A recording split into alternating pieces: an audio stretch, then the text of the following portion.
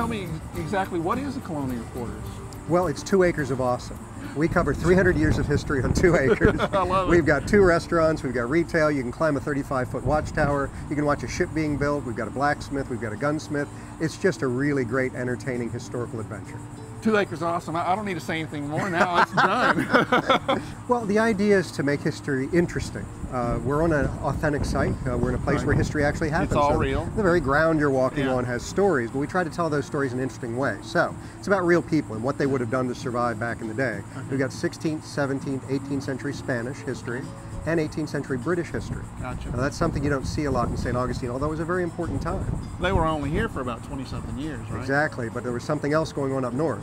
Yeah, that little Revolutionary War thing. Yeah, tea was being thrown in harbor. They were going crazy up north. We were loyal to England during that time, so it's a tremendous story. Yeah, a lot of expatriates actually came down here from the north, right? They did. They actually did. Yeah. So it was a great time, interesting times, lots of intrigue, a lot of politics going on. The pubs were full then. Well, can you imagine the conversations? I can imagine, with everything yeah. that's going on up north. So we had a good time here. Very cool. Well, speaking of pubs, I hear you have a couple of restaurants / pubs here on the premise, right? We do. We're standing in the Taverna Del Caballo. It's the Tavern of the Horse. Right. And the reason it's called that is the 2 men that used to live here in 1740 on this piece of property were cavalrymen in the Spanish Army. So they actually rode their horses and went into battle. Yeah. And so we named it the Tavern of the Horse in honor of that. And the tavernas, if I understood it right, are sort of segregated by what you did. Is that correct? Many times they were. Yeah. Almost like a guild in England. Right. People that were of like mind tended to hang out together. So your blacksmith hung out with your blacksmith, your carpenter hung out with your carpenter.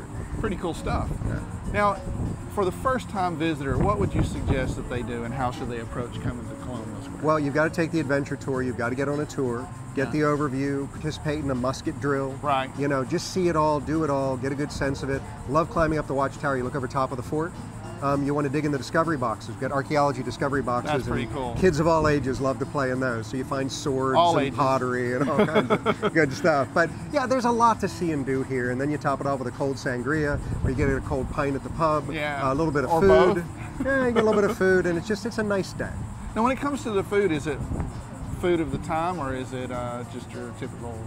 Well, it's inspired by history. Gotcha. It's not, if you cook the food they actually ate back in the 1700s, nobody would eat it. There's no salt, there's not very tasty. tasty. Yeah, it's not very tasty.